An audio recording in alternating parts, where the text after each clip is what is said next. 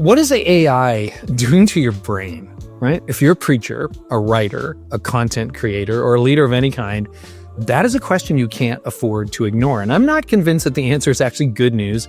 In this video, we're talking about the cost of using AI.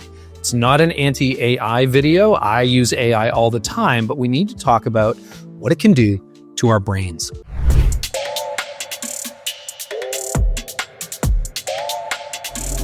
All right, so what's the actual cost of using AI? Let me take you to London, England. I've been there a number of times over the last few years, and imagine this. You hop into a black cab there, and something happens that doesn't happen in most cities. The driver actually knows where he or she is going, not the main roads. They know the whole city, side streets, traffic flow, shortcuts, the exact pub you want to go to or theater you want to go to, the context about the destination you're asking about. The question is like, why?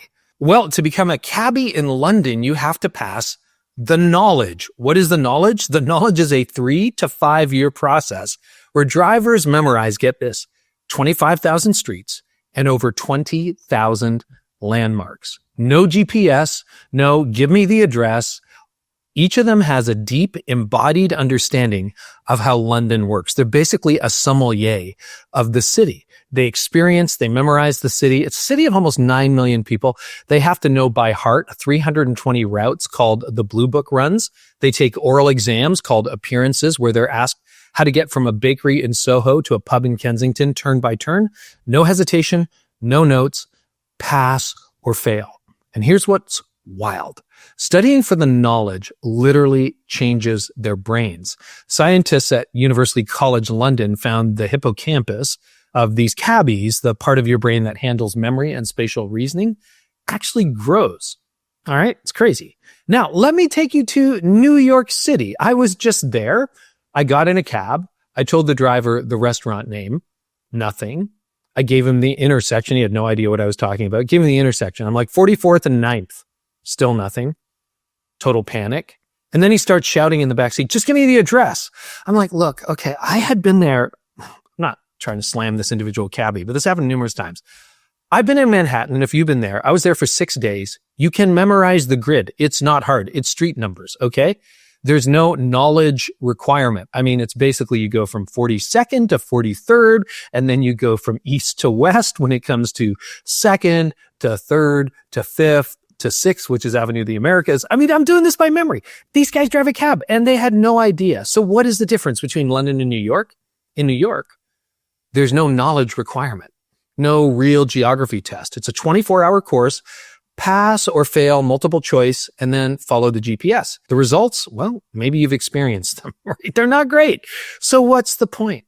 Well, you're living in a world that's pushing you to become the New York cabbie.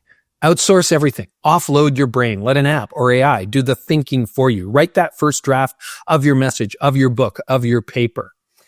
But here's the cost. When you stop thinking for yourself, you lose your edge. There's an MIT study that came out in 2025 that talks about what happens when students rely on ChatGPT or AI to develop the first draft of their paper or the whole paper. The answer is they know nothing. It's like never reading Shakespeare, but just studying off the Coles notes. But even that, like at least you have to memorize the Coles notes. Here, you just had to hit a button, do a prompt, boom, there it is. What do you know? Nothing. Your brain goes to mush.